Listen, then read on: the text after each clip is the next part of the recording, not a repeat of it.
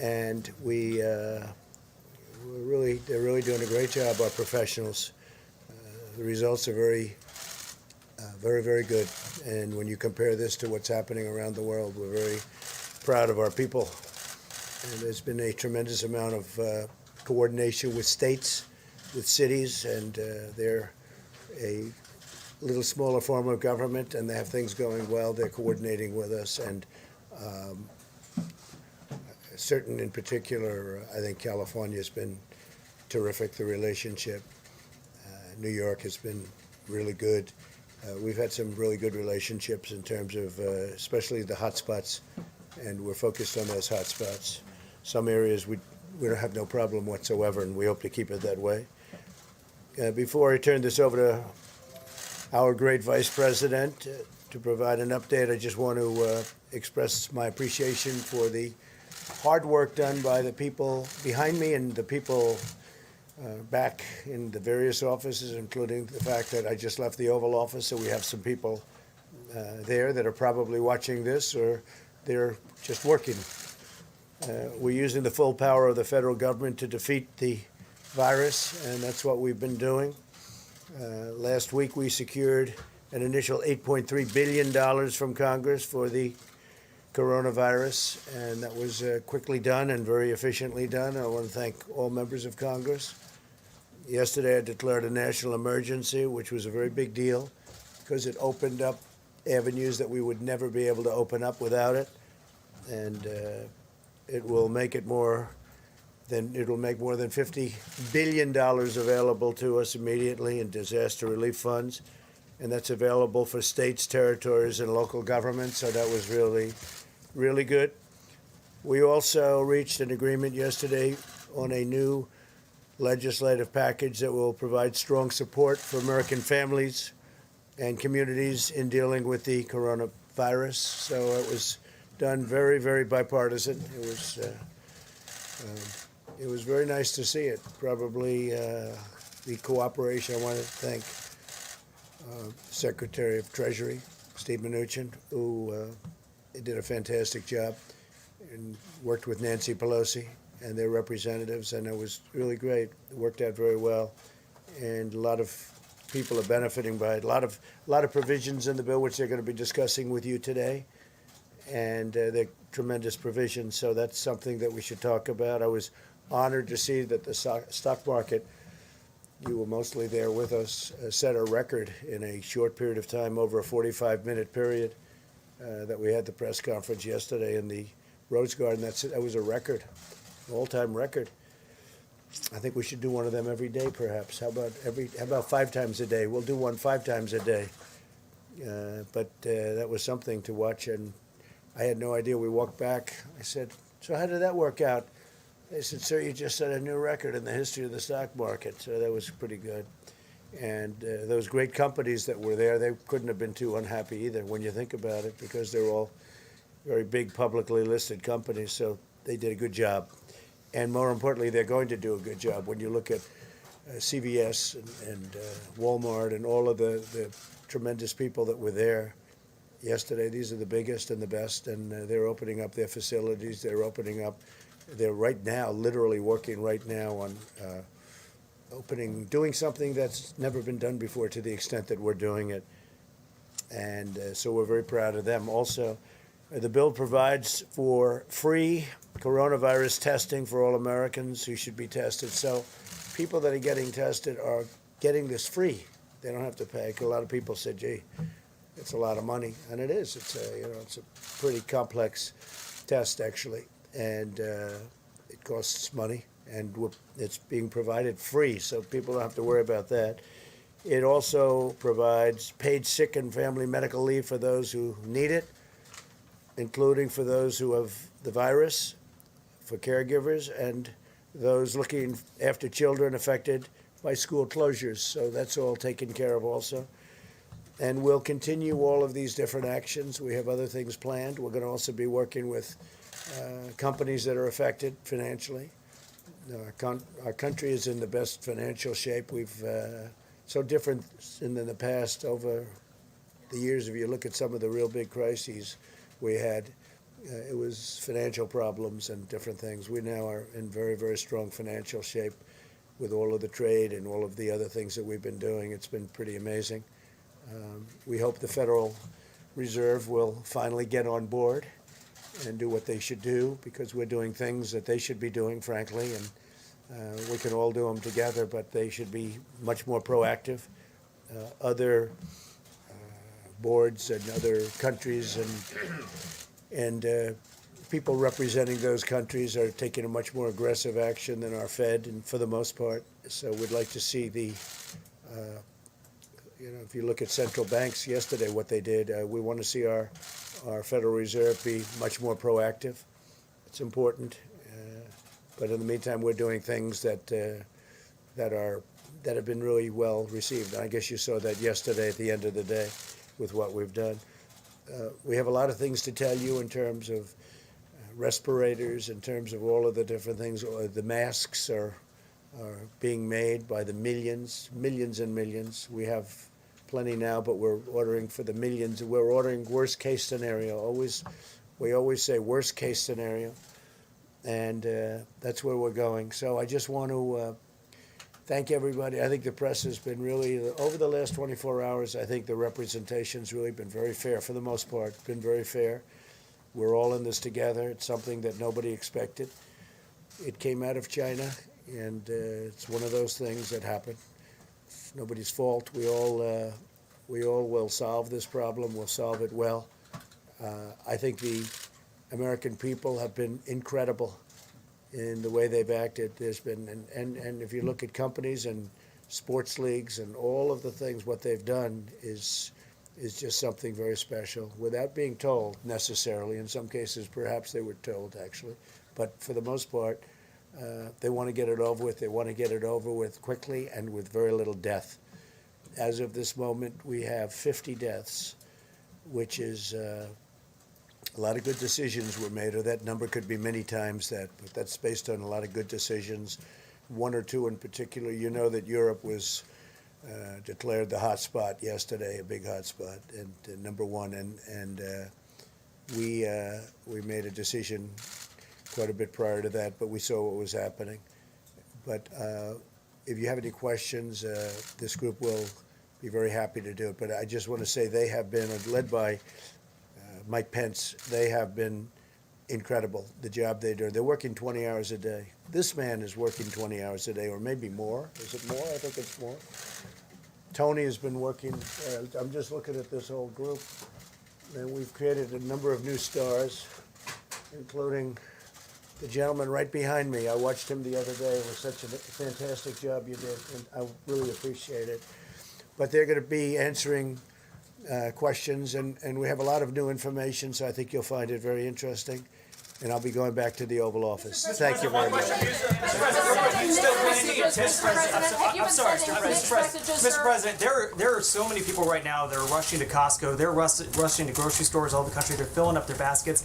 Is that the right move? Do you think that people should actually be saying, maybe conserve as opposed to buy? Also, overnight, Apple, sir, they announced that they're going to be closing all of their stores for 2 weeks. Do you want to see other retail outlets, restaurants, stuff like that do the same thing? I think it's fine if they do it. I think frankly, it's good if they do it. I think what Apple did is fine.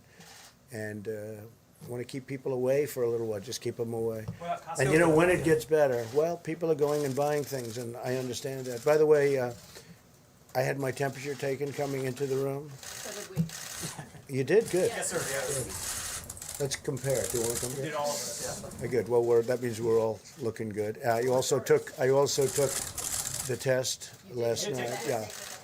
And I decided I should, based on the press conference yesterday. People were asking, did I take the test? The result, Mr. President? I don't know, whatever it takes, a day or 2 days, whatever it is. They send it to a lab. Why did you But So I you've been sending mixed only messages, because the press sir. is going crazy. Mr. President, respectfully, you've been sending mixed messages. We watched as you shook hands with people yesterday. You have talked about 5 million tests being available, probably won't need that many.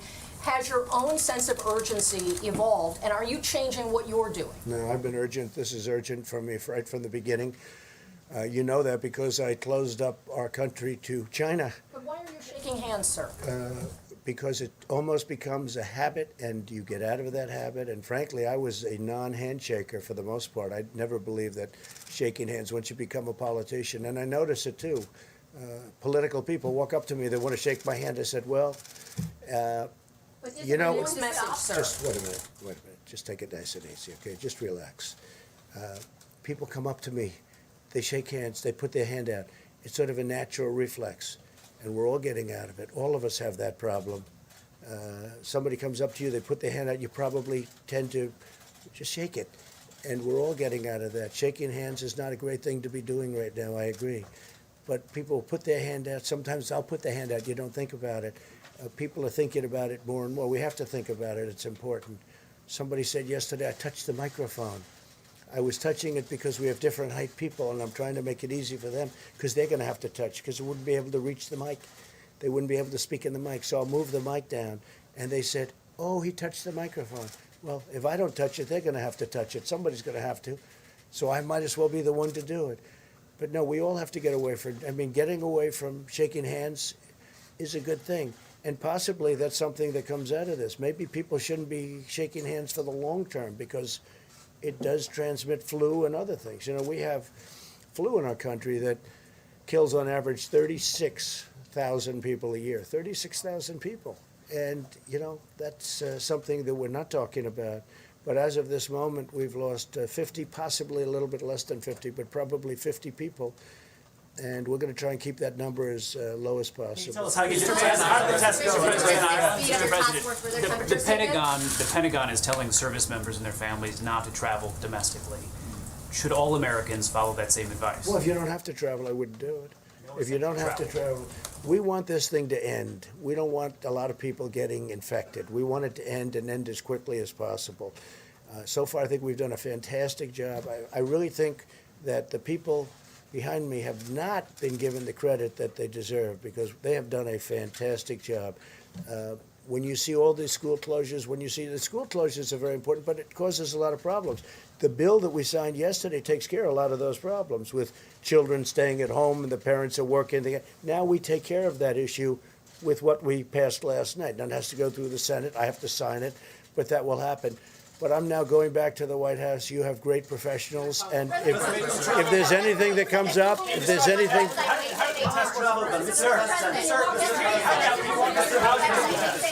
Mr. President, thank you, Mr. President. I just wanted to follow up on that. Are you considering other travel restrictions, perhaps domestically, Yes. in that regard? Can you describe what type of Specifically possibilities? from certain areas, yes, we are. And we're working with the states, and we are considering other restrictions, yes. Reuters is reporting that you're going to extend the European travel ban to the UK and Ireland on Monday. Is that accurate? We're looking at it very seriously, yeah, because they've had a little bit of activity, unfortunately. So we're going to be looking at that. We are actually already have looked at it, and that is going to be announced. You just criticized the Fed yet again. If I could just get a little clarity on your thinking on this. Yeah. It's been a hallmark of your presidency. You're always going after the Fed. If you feel so strongly about it, why don't you dismiss the chairman, or do you think you're powerless to do so? No, I think I have the right to do that, or the right to remove him as chairman. He has so far made a lot of bad decisions, in my opinion. We had this great, and we will soon have again, because I think you're going to have a tremendous bounce when this is over. I think there's a pent-up bounce that's going to be tremendous. I think you saw that yesterday with the stock market. Now, I'm not happy with the Fed because I think that they're following, not leading. We should be leading. I'm not happy because if you look at the central banks of other central banks, largely they're lower than us, their rate.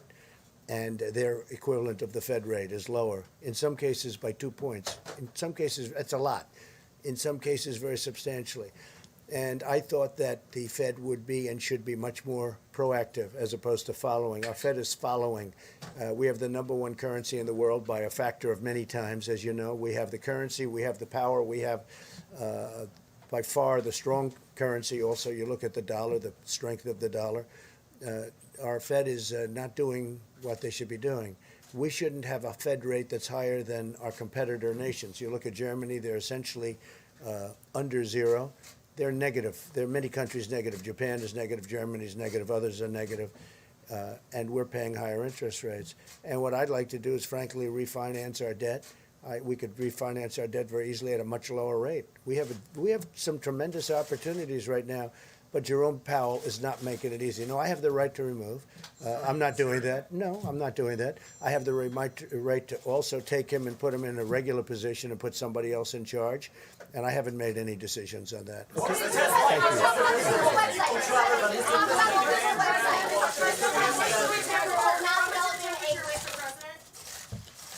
your temperature normal, Mr. President? Totally normal. Wasn't that when you've been here? Hello, Mr. Vice President. Well, good afternoon, everyone. As the President just said, we just completed the White House Coronavirus Task Force meeting in the Situation Room, and we continue to implement the President's vision, not just for a whole of government response to the coronavirus, but a whole of America approach.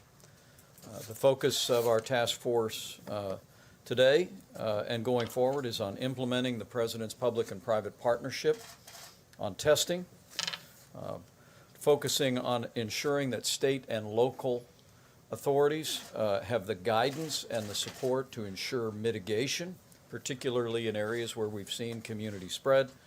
And we're continuing to lean in at the President's direction on addressing capacity issues in our hospitals and with regard to equipment. Let me reiterate the President's gratitude, not just for the team behind me and the team behind them, all of our federal agencies that are literally working every day to bring a whole of government approach to this, but we also want to commend all of the governors across the country. I'll be speaking again to all the governors, all 50 states and the territories tomorrow. But as the President said yesterday in the Rose Garden, we couldn't be more grateful for all of the governors, particularly in areas where we've had community spread, for the seamless cooperation that's taking place. And we commend local health authorities and all of those who are literally on the front lines. Also grateful for all the businesses that you saw in high relief yesterday, businesses around the country, in sports and entertainment, in retail, that are making decisions based on CDC guidelines and good common sense to protect the American people. And lastly, as the President also said, we just want to thank the American people for listening to local authorities, listening to recommendations from the CDC. We'll hear more about that in just a moment from Dr. Fauci and Dr. Birx. But as we're seeing, not surprisingly, as we've seen in the past, the American people are all responding to look after not only their own health, but their families and their communities. And one story after another is truly inspiring to the President and to all of us. As you know, it's been a brisk few days. The President declared a national emergency yesterday, freeing up significant federal resources for state and local authorities, as well as our national response. The President announced that unprecedented public and private partnership on testing. And let me say that at 5 o'clock tomorrow, we will be detailing the progress that our team is making. I can tell you they are literally working around the clock with private companies. We are very pleased that Thermo Fisher was just approved last night by the FDA in record time to also be providing what's called a high throughput test. That will actually increase the capacity of this public and private partnership. But again, details on that in terms of when the local sites will be available at CVS and Walgreens and Walmart and other locations, what communities those will initially be available in, when the website will go online, as well as how this will continue to roll out. 5 p.m. tomorrow, Eastern Standard Time, will detail that. Last night, the House of Representatives passed legislation which addressed the priorities that President Trump had laid out for the American people in the weeks before that. I want to join President Trump in thanking Speaker Pelosi, Leader McCarthy, the Republicans and Democrats in the House of Representatives who, as the President said earlier today, pulled together pulled together to pass legislation that's meeting this moment in the bipartisan, health-first spirit that the American people would expect. The Secretary of the Treasury will detail the legislation, but to be clear, the deal that passed the House last night will head to the Senate early next week, delivers on the President's plan for strong health and economic support, particularly focused on those most impacted, including hardworking blue-collar Americans who may not currently have paid family leave today. It provides free coronavirus testing for uninsured Americans, and it builds on the decisions that President Trump made, expanding coverage for Medicare, Medicaid, and also getting a commitment from private health insurance companies to join with us to waive all copays on coronavirus testing. So now testing will be free for every American, those who have insurance, Medicare, Medicaid, other programs, and even the uninsured. The legislation also establishes tax credits that the Secretary of the Treasury will describe that will provide paid sick and family medical leave for coronavirus-related employment interruptions. I expect Dr. Birx and Dr. Fauci will reiterate this. If you are sick, now you need not be concerned. If you're an hourly wage earner in America, you need not be concerned about staying home. If you're sick, stay home. You're not going to miss a paycheck because of this legislation that's moving through the Congress. Will make sure that your employer, including small businesses, have the ability to provide paid leave to you. This also provides funding and flexibility to ensure that senior citizens, women, children, and low-income families have access to emergency nutritional assistance, and it incentivizes states to ease access to employment benefits. Again, the President and I are profoundly grateful for the bipartisan spirit that drove this legislation, and let me also say how grateful we are with the Secretary of the Treasury and the long hours that he put in negotiating this measure. Let me say also, last night at midnight, the Department of Homeland Security implemented the President's decision to suspend all travel from Europe, passing through 13 airports. Acting Secretary Wolf will detail the implementation of that.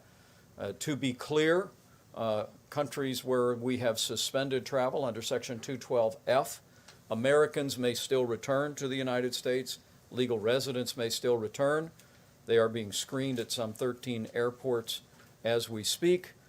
If they are identified as being symptomatic for any illness, there is an additional response on site, but those Americans are being encouraged to return home and self-quarantine for 14 days. That started at midnight last night, and the Secretary will detail it. In a few moments, I'll ask Dr. Fauci to update us on cases, as well as current CDC guidance for all Americans. And all of you are already aware that this week we issued specific guidance to about a half a dozen states where we've seen community spread. Dr. Birx will touch briefly on the public-private partnership testing plan and also speak about what the data is showing at this moment about the best guidance for every American. Acting Secretary Wolf and I both want to join the President in commending the cruise line industry. They made a decision yesterday. 85% of all the domestic cruise lines announced that they would be suspending cruise line operations for a period of 30 days. And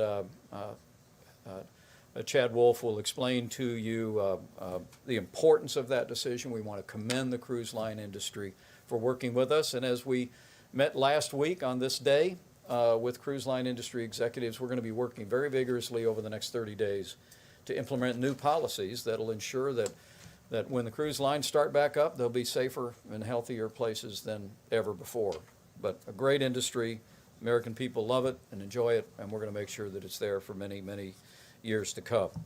Also, as the President just foreshadowed in our task force meeting today, the President has made a decision to suspend all travel to the United Kingdom and Ireland effective midnight, Monday night, Eastern Standard Time. Chad Wolf will describe the details of that, but again, as the President just suggested, all of our health experts presented information. Dr. Fauci will reflect on some of those numbers made a unanimous recommendation to the President that we suspend all travel from the UK and Ireland. That will be effective midnight, Monday night, Eastern Standard Time. Again, Americans in the UK or Ireland can come home. Legal residents can come home, but as the Secretary will detail, they will be funneled through specific airports and processed. We continue to emphasize that the risk of serious illness for the average American remains low. But the data shows that seniors with serious underlying health conditions are our most vulnerable population, the people most susceptible to serious medical outcomes. Seema Verma in a few moments will talk about the President's decision yesterday to restrict all visitors in all nursing homes around the country and other measures that we have taken. But it's so important. It's so important for all of us who are blessed with having senior citizens in our family, like my 88-year-old mom. Let's look after seniors with serious underlying health conditions and make sure that every American around them is practicing the best kind of hygiene, the best kind of measures to ensure that they're not exposed. We'll hear also from Dr. Carson and the Surgeon General before we wrap up and take some questions. With that, let me recognize Dr. Tony Fauci for an update on where we stand and recommendations and guidance. Thank you very much, Mr. Vice President. Just a quick review of the numbers as of late afternoon yesterday. Let me start off quickly globally, and then we'll go to the United States. Right now, there are 129 countries that have involvement with coronavirus. Globally, the numbers are 132 plus thousand. So it's a little bit more than 132,000, about 7,500 of which are new cases.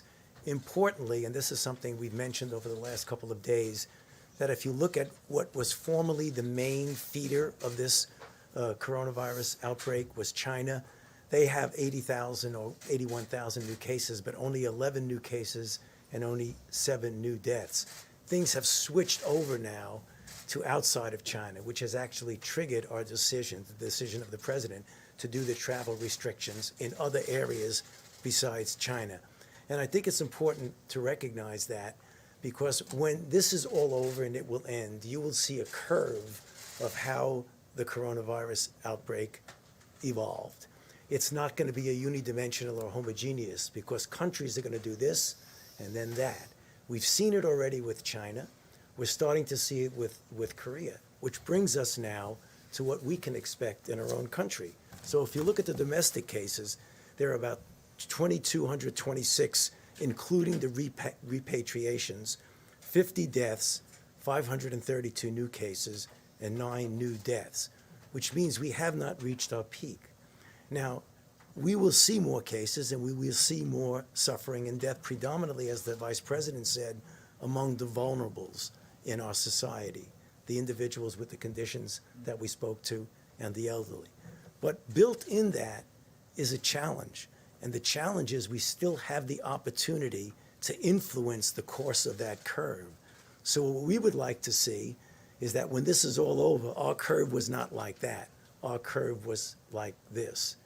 So that's the reason why we're implementing the things we're talking about. And finally, I just want to make a comment about yesterday. You know, as a physician, which is what I primarily am, who takes care of patients every day before I was doing this, is that there are things that happened yesterday that I think are going to be really important to the people out there who are going to be impacted by this, but particularly by the physicians.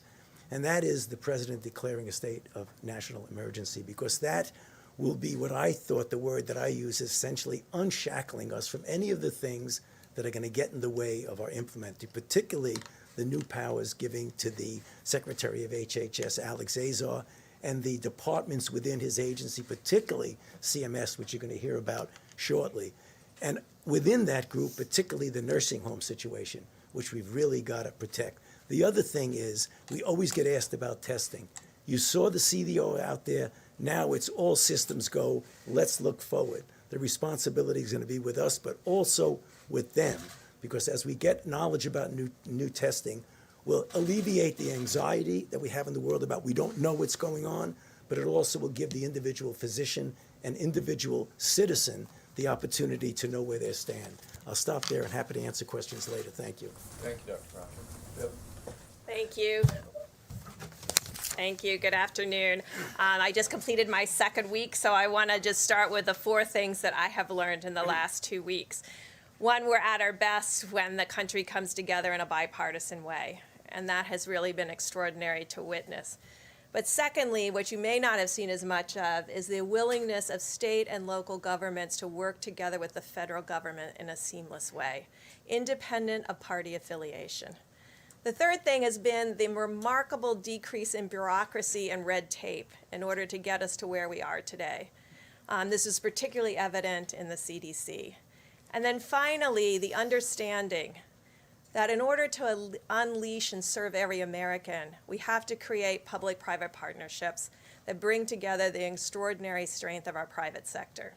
So when we saw issues with testing, and again, I want to remind everyone, it was a surveillance system that was set up by public health institutions in the United States, our CDC, to be a surveillance test. We then, because there was no other, moved it to a diagnostic test. But now we have the full power of our testing capacity. What do I mean by that? We're looking at what it will take to have consumer access, and that's what the private sector is bringing to us. Secondly, we had to have automated high throughput testing because we want the American people to be able to get their results quickly, and you've heard from Roche and Thermo Fisher that access. But finally, we want to make sure that patients get results. And that was what's critical in that bill yesterday on reporting and requiring reporting, because obviously as we decentralize, as we move out of state and local laboratories, public health laboratories, as we move out into the hospitals and the communities, we need to know about the test results so that we can focus resources where they're needed the most. Finally, I want to conclude with something that's very important. When you are tested, and our results look very similar to South Korea now to date, where South Korea, 96+% of people with symptoms were negative. That means also that they had respiratory symptoms. Let's remind all of us, most respiratory diseases are contagious. So if you have any respiratory symptoms, you want to protect yourself and treat yourself, but you also want to protect others. And so let's everyone assume when they have a respiratory illness that you have a contagious illness, because if it isn't allergies, it's contagious. And let's use those precautions across the board. And when you get a negative test, that means you're negative that day. That doesn't mean that you couldn't get the virus spreading overnight, because it replicates in your nose and your nasal secretions, and you would have a positive test tomorrow. So if you have a negative test, that doesn't mean that you can discontinue precautions. It doesn't mean you can start taking risks because you were negative. So let's ensure that if you had symptoms, you are contagious. Let's treat yourself as being contagious. And if you have a negative test, let's make sure that you're still protecting others from whatever you do have, and that doesn't reassure you personally and you take additional risk. Finally, I just wanted to conclude with a group of clients and patients that we're all very worried about. These are individuals that we call long-term survivors from HIV that are here across the country that have survived more than 4 decades with HIV. Many of them still carry a level of immunocompromise. To all of them out there, please take care of yourself. Please ensure that you're doing everything possible to ensure you don't get exposed. Thank you. Thank you, Deb. Great comments. Mr. Secretary, on the legislation that passed the House. Thank you, Mr. Vice President. So first, in particular, I want to thank Kevin McCarthy and Kevin Brady and all the Republicans on the House side who worked with us round the clock. I'd also like to thank Mitch McConnell and his team who were providing us input as well. I especially want to thank Speaker Pelosi, who was literally available to us round the clock for the last 3 days. And also want to just thank the Vice President and the President, who were very specifically involved in the details with us and providing guidance. So I will just highlight some of the issues here. The first thing I would just say is this delivers on what the President announced in his speech the other night. Obviously, people who need to be quarantined and people who have the virus, we want them at home. And we want them to continue to get paid. We don't want to be in a situation where they fear not getting paid during this 2-week period of time. So the first thing that this does is it creates a very seamless process for people that work for small and medium-sized businesses, they will continue to get paid by their employer. They don't have to worry about big government and coming to big government to get their checks. They will continue to get paid. We were also very sensitive to small and medium-sized businesses. Many of these businesses covered sick pay, but they're going to have many more people that may be on quarantine than normal sick pay, and we didn't want them to have to bear the cost. So 100% of the cost for these limited situations will be taken care of by the federal government. And then finally, we wanted to think of, again, as I said, how do we deliver money to the people in the quickest way? We didn't want to take 6 months to implement some government system. So I want to thank everybody at the IRS. The way we're able to do this, again, the IRS will issue tax credits. For most employers, they'll just deduct the money from what they owe us. But I want to emphasize, for small and medium-sized businesses that have cash flow problems, we will issue guidelines. You'll be able to come to the IRS, get the money in advance so you don't have cash flow issues. So we were very careful in balancing, making sure that people got paid with not creating undue burden. We also will have unique circumstances where schools are closed. In many places, parents may be able to telecommute and take care of their kids and continue to get paid for their companies, but in certain circumstances that parents have to be home to take care of youngsters or elderly people, again, we wanted to ensure that they had the ability to do that. And as the Vice President mentioned, for kids that received meals in schools, the schools are closed, we wanted to make sure that those kids would continue to get lunches paid for. I especially want to thank the task force. 2 things that were very important to us in this.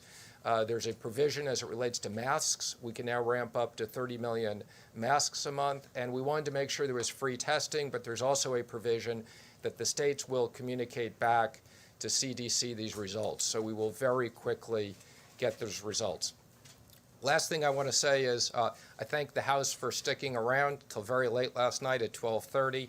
I don't want people to be surprised. We will be doing a technical correction on Monday morning. Despite us working very hard, we had language agreed with the Speaker and with Kevin McCarthy. It didn't get into the final bill. Last night at 12:30, Kevin, the Speaker, and I agreed that they would vote on it and have an agreement there'll be a technical correction. So I don't want anybody to come back on Monday morning and be surprised by that. So again, thank you to the Vice President and the President. And let me also just say, I would describe this as like a baseball game. The first inning was the $8 billion. This is the second inning. We have a lot more we need to do with Congress, and the Speaker and I have acknowledged it. We will be working starting immediately. The airlines industry in particular, no different than after 9/11, has a very unique circumstances. The cruise industry, the hotel industry, I would say we got a lot more work to do, and we very much appreciate the bipartisan support and anticipate rolling things out very quickly. Thank you, Mr. Secretary, and I know the President would want me to say again how grateful we are for all of your efforts on behalf of the American people. Acting Secretary Chad Wolf is going to speak about cruise lines, the current suspension of travel, and the expansion to UK and Ireland. Mr. Secretary? Thank you. Good afternoon, and let me start off by thanking the partnerships that we have with our private sector partners, both in the airline industry and the cruise line industry, for implementing a number of travel restrictions and security orders over the last several weeks and months. As the Vice President and the President have outlined, we have issued new directives denying foreign nationals who have been in certain affected countries, that's been 28 countries to date, from entry into the U.S. At the President's request, and again, as the Vice President outlined earlier, we've had a number of major cruise lines that have agreed to suspend outbound trips for 30 days. We've had a number of smaller operators follow that suit.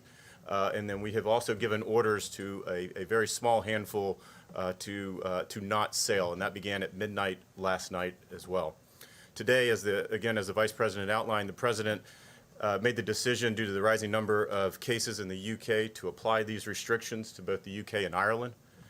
So as we move forward, again, these restrictions bar travel for certain foreign nationals who have been present in the UK or Ireland in the past 14 days, and again, that goes effective midnight Monday.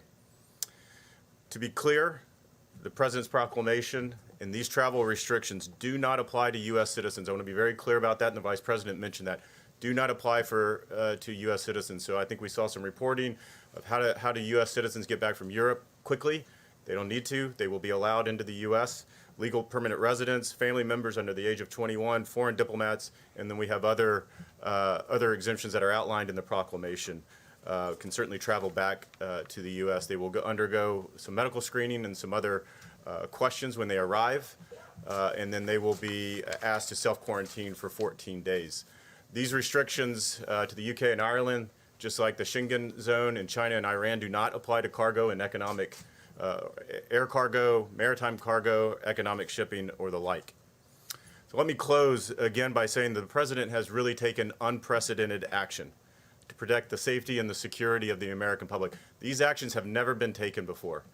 And so the department, let me thank the Department of Homeland Security, the men and women of the department who are working day and night, 24 hours a day to implement these restrictions and to make sure that we do this in a very orderly and efficient process. And we also continue to look at all measures on the table, new measures that we have to implement as we go forward as the virus continues to evolve. So thank you.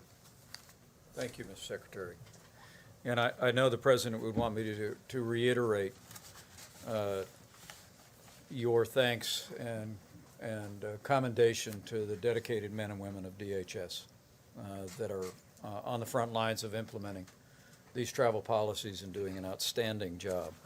With that, I'm going to recognize Seema Verma, the head of CMS, to talk about our continued emphasis on seniors, and particularly the risk to seniors with serious underlying health conditions, and the steps that we're taking relative to nursing homes and inspections and guidance to protect those most vulnerable. Thank you, Mr. Vice President. As the President and the Vice President said, we did take action last night to indicate that nursing homes should restrict all visitors effective immediately, and that includes all non-essential personnel. There are some exceptions for end of life. We're also canceling all group activities and communal dining, and there is active screening of healthcare workers that are in the facility. The emergency declaration, as Dr. Fauci said, is also very important to our healthcare workforce. There's a lot more flexibility that they have. For example, they can have workers from across state lines, doctors and nurses that can help them. Hospitals have the ability to move patients around. So that's also going to be very helpful as they go forward with this. Also with the nursing homes, we talked about this a couple weeks ago, that we had a call to action for all healthcare facilities to double down around infection control practices. We have now come up with some very specific guidance for our surveyors, and we have already begun the process of going into nursing homes, especially the ones that we have had a history of problems with infection control. And those inspections have already started. We've been doing those in Washington State, in California, New York, but we'll be increasing those over the coming weeks. Thank you. Thank you, Seema. And I'm mindful of the fact that there are likely many seniors in nursing homes around America that could be watching us at this hour. And let me just assure you that we're going to continue to take steps to ensure that all the guidance from CMS, all the guidance from CDC about preventing the spread of infectious disease remains low. And the threat here, I want to be clear, as Dr. Fauci has said, and I might just ask him to emphasize again, the threat here is not to seniors, particularly, or to seniors that may be on certain medications, but for seniors with serious underlying health conditions, we're taking the steps of suspending visitors for the purpose of protecting the most vulnerable. But to all of those other seniors that are watching from nursing homes or maybe watching from home or otherwise healthy, Dr. Fauci, maybe you'd give them a word. Yeah, sure. I think that obviously when you're a senior individual like myself, that my degree of protecting against infections is not as good as it was when you're 30, but if you're otherwise healthy senior, that the things that you really have less of a risk than if you have an underlying condition. Thank you. Thank you, Doctor. Thank you. President, where are Secretary Couple more updates for you. I want to hear from the Surgeon General and Dr. Carson, and then we'll go to as many questions as you have. Okay? Mr. Surgeon General. Thank you. Yesterday was a very big, a very important day for our nation's providers and for our nation's patients in terms of the emergency declaration and also in terms of the agreement with the House that Secretary Mnuchin negotiated And I want you all to understand some straight talk from the nation's doctor. We really need you all to lean into and prioritize the health and safety of the American people. No more bickering, no more partisanship, no more criticism or finger pointing. There'll be plenty of time for that, but we all need to hit the reset button and lean into moving forward the health and safety of the American people as our top priority. More stories on how people can protect themselves, more people on how people can get the resources that they need that we've unleashed from the federal government and state and local governments. Less stories looking at what happened in the past. Again, there'll be time for that. I want you all to understand, as Dr. Fauci said, this will get worse before it gets better, but we are making progress to flatten the curve. We are making progress. 3 important points. Number 1, almost all people will recover. 99% of people will recover. People need to know that. And we heard a great story on NPR this morning about an 89-year-old from that nursing home facility in Seattle who is recovered. Number 2, we must lean into protecting the most vulnerable, those with chronic or severe medical conditions, especially seniors. Now is the time for us to lean into that, and we are taking the measures to protect them at HHS. Secretary Azar, Bob Kadlec, Bob Redfield, Admiral Chawla are hard at work right now, leaning into that from the federal level, but we need your help. Social distancing and mitigation, they're not to protect the 30-year-old or the 20-year-old from getting coronavirus. They're to protect your nana. They're to protect your granddaddy. They're to protect the people who you love in your lives, and we need your help. And finally, we all have a role to play. If we are complacent, selfish, uninformed, if we spread fear and distrust and misinformation, this situation will last longer and more people will be hurt. But if we pitch in and we share the facts, we will flatten the curve and we will overcome this situation. So finally, my prescription, know your risk, understand your circumstances, and get the facts to protect yourself at coronavirus.gov. Well done, General. Thank you. And Secretary and Dr. Ben Carson. Thank you, Mr. Vice President. You know, sometimes you have to stop and think about what's unique about the United States. And one of the things that is really wonderful, and we should stop and think about more often, is that we have so many people who are willing to put aside their self-interest for the good of the nation. And I want to thank those people at the federal, state, and local level who've put their own lives on pause in order to try to help their fellow Americans. It makes a big difference. But just as importantly, I want to thank the private sector. There are so many in the private sector who have volunteered their services, who have stepped up, who are willing to recognize that maybe they're going to take a bit of a financial hit, but they recognize that we have to create the appropriate environment so that everybody can succeed in this nation. And so often we overlook those individuals. I want them to know how much we appreciate them. What we're facing now is a significant threat. You know, as a physician and as a surgeon, I faced a lot of very, very complex problems.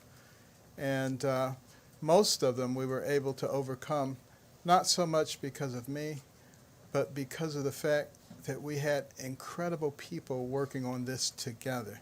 It was the teamwork that made the biggest difference in the world. And that's what I'm seeing here in the government right now.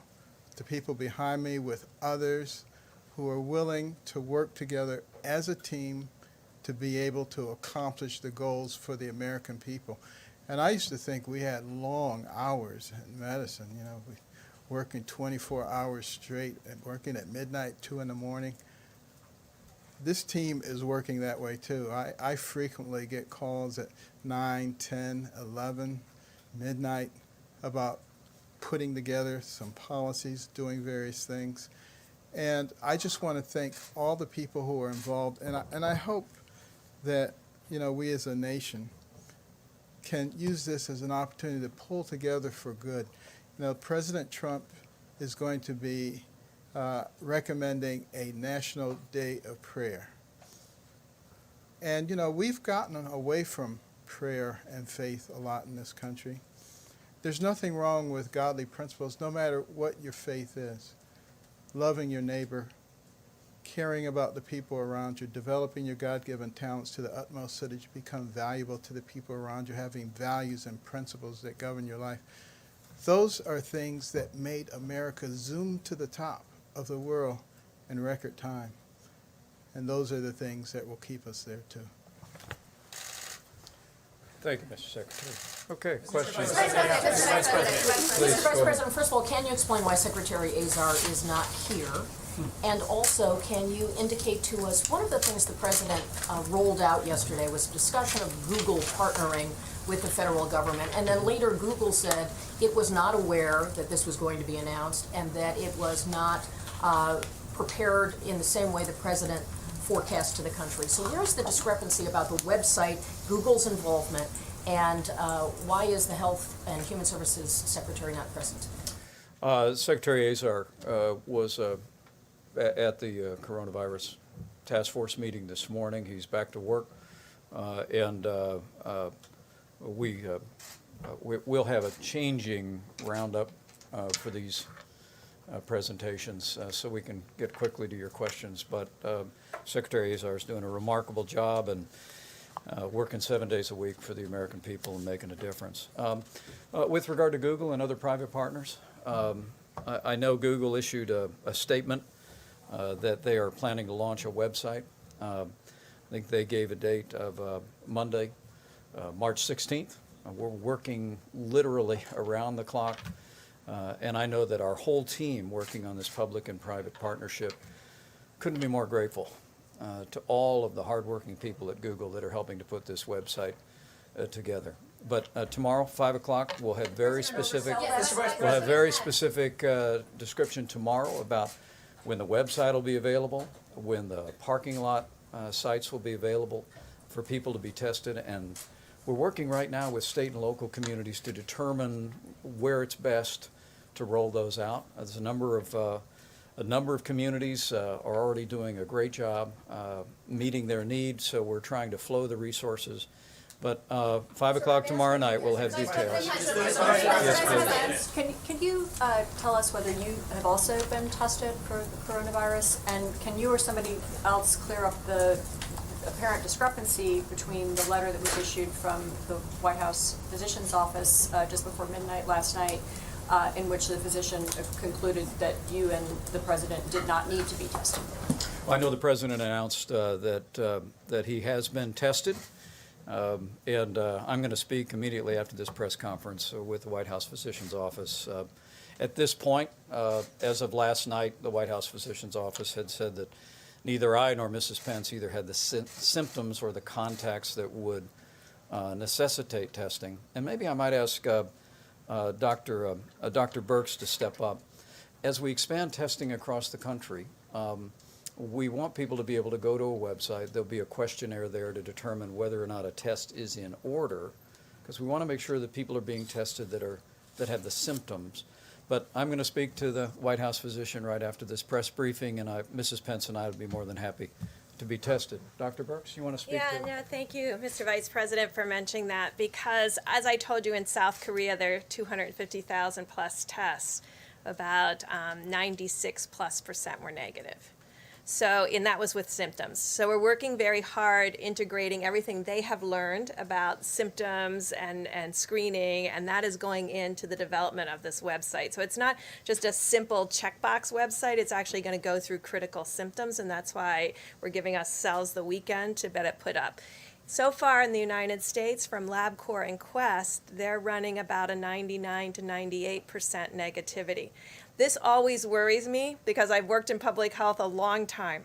When you tell someone they're negative, yes, it's reassuring, but the last thing we want is them so reassured that they stop practicing these critical practices that are going to protect all of us. This epidemic will be stopped at the community level. Those are the individuals, it's Americans, and their response that will get us over this hump. And that's why, yes, we'll have testing available. We'll have to know that many are going to be negative, and you're going to have to help us carry that message, that means just at that moment you're negative, you need to continue to do all of your protection and protection of others to ensure you remain there. To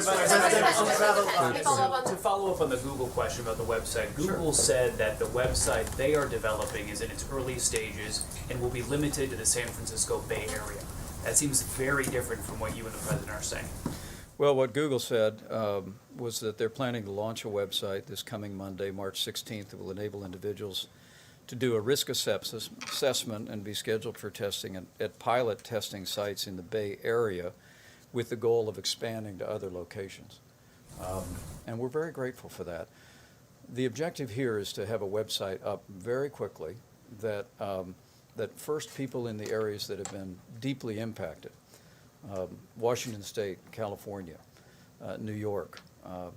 Now we've seen community spread in Massachusetts and also Florida. And so we want to make sure that we're flowing those resources as well as those remote testing sites in that area. But that's a statement I was handed this morning from them. And again, I want to tell you folks, we're working 24/7 on this. We're going to have very specific details on the rollout of this new public-private partnership and testing at 5 o'clock tomorrow. Please. Mr. Vice President, thank you, Mr. Vice President. Could you give us more details on the potential financial assistance for the entertainment industry, for the cruise industry that the administration is looking at right now? And if I may, on the temperature checks, were all of the members of the cabinet who were in here today, did they also have their temperatures checked? And, okay, I see you nodding, but is it also the White House policy now that anyone who, for instance, comes into the Oval Office needs to have their temperature checked at the door? I'd refer those questions to the White House Physician's Office. I have been informed that they're establishing new protocols for temperature checks, and I had my temperature checked too. Let me ask the Secretary of the Treasury to address what may be the next few innings. I mean, as I thought Secretary Mnuchin put it very well. We got the initial support, $8.3 billion from the Congress. The House passed legislation to act on the President's priorities, but we understand the President's made it very, very clear, whether it's our airline industry, our cruise industries, that we expect to be coming back to Congress to make sure that as we put the health of America first, and as businesses make those hard choices, to make a priority of the health of their employees or of those that they serve or their customers, that we're going to make sure that they can come all the way back. Mr. Secretary? So let me just emphasize that this is a unique circumstance. This isn't like the financial crisis where people didn't know how long this was going to go on. And let me just say, there's no question, because of the things that we're requesting people to do, there are parts of the economy that are shutting down or slowing down dramatically. And as I said before, and I said yesterday, we are committed to use all the tools and all the resources of the government to make sure that we protect the economy. So many of the industries that you've talked about, as I said, the airlines are the most obvious because we have a unique circumstance where we have shut down travel, and these are of strategic importance to us. But we appreciate there's many industries that are impacted by this. I would also say there's many individuals. The President has talked about a stimulus program, whether it's through a payroll tax cut, whether it's through refundable tax credits. We are 100% committed, and I can assure you there is bipartisan support. So we have a lot of tools. The Fed has a lot of tools. Some of these tools we don't have that we had in the financial crisis. We'll be going back to Congress. And one of the reasons why this bill was so important is this is just now the second step on bipartisan support. We will make sure that the economy recovers out of this and whatever support. How much more money, if I may follow up, how much more money would you like to see? I'm not talking about the previous bill, I'm talking about in the future for those industries. Let me just comment. It would be premature to comment on specific money, as I said. I'd use the analogy of we're in a baseball game and we're in the early innings. We have 100 different things that we're looking at. Yesterday, the President announced on student loans, suspending interest. That was one of the things. He announced using the strategic oil reserve. This is a great time. We also have a unique circumstance having nothing to do with the coronavirus. Parts of our economy are very much impacted by the temporary low price of oil. So the president, the vice president, and everybody else is 100% committed. We got 100 different ideas, and whatever we need to do, we will do. Mr. Vice President, thank you so much. I have a question for you, and if I can, for Dr. Birx. First for you, sir, if I may. Your language has changed a bit. You've tweaked it a little bit. Early on, you said that there was a low risk for the average American to contract the coronavirus. Right. Recently, your language has altered a little bit. You're saying the risk of a serious illness remains low. Can you address why the change? Is the potential of contracting the virus for an average American no longer low? Why the change, sir? Well, I'm going to let Dr. Birx address that, because the reason we're... Language, sir, and you are the vice president. If you don't mind, sir. Everything that we are communicating to the public is based on what is the unanimous opinion of our health experts based upon the information that we have at the time.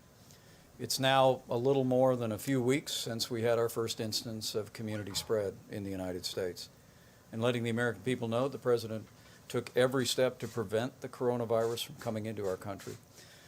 I think you can't overstate how unprecedented and extraordinary the suspension of all travel from China was when the president made that decision before the end of January. And the travel advisories with portions of Italy, South Korea, the screening of personnel coming into our country. But allow me to let Dr. Birx address that, because what we're going to continue to do is tell the American people, straight from the health experts, the best information that we have to see to their own health, the health of their family, and their community. Dr. Birx? Yeah, thank you, Mr. Vice President. So every day we analyze data from around the world and look at age groups that are impacted, look at and try to get a sense of the amount of asymptomatic patients. Now remember, all of the groups that are doing screening are screening on symptoms. And so we're trying to figure out, based on that information and based on the profile of the epidemic, to really understand, is there a whole group under 20 that really doesn't get significant symptoms, yet we don't believe that uniquely people under 20 are naturally protected from the virus. So are they a group that are potentially asymptomatic and spreading the virus? Because of that, and because of that unknown, we don't want to say that the risk is low when we don't know how low the numbers are for people who are asymptomatic.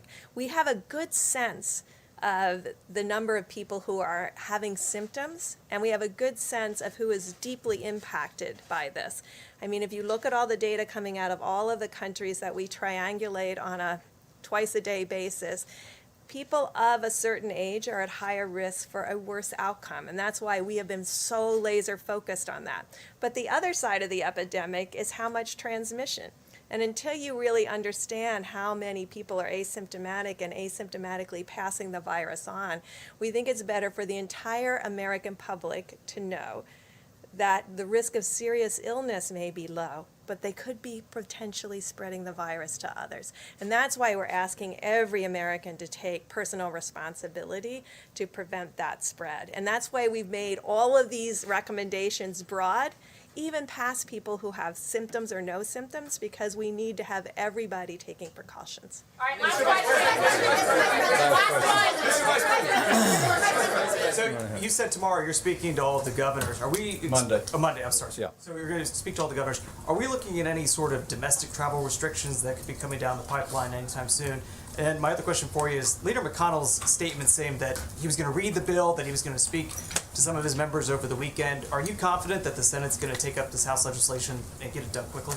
Well, the president expressed strong support for the legislation. It received a very large bipartisan vote in the House, but we respect the process. We're grateful for the support that Leader McConnell has expressed for the process and the priorities that the president has outlined. We'll be working with members of the Senate to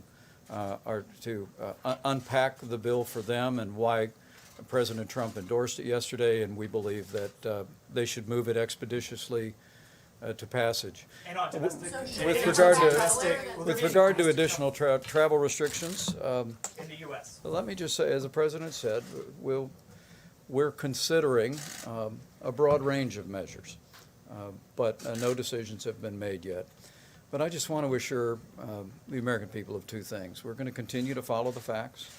We're going to continue to listen to the experts about recommendations. We'll bring, as we did this week when the President made the decision to suspend all travel from Europe, we'll bring the best recommendations of our healthcare experts to the President. And I promise you, and I promise the American people, this President is going to continue to take every step necessary to protect the American people and put the health of the American people first. And together, we'll get through this. Thank you. What's being done to help those in public housing during this coronavirus? What's being done to help those in public housing? Is anything being done? A lot of things are being done. A lot of things are being done.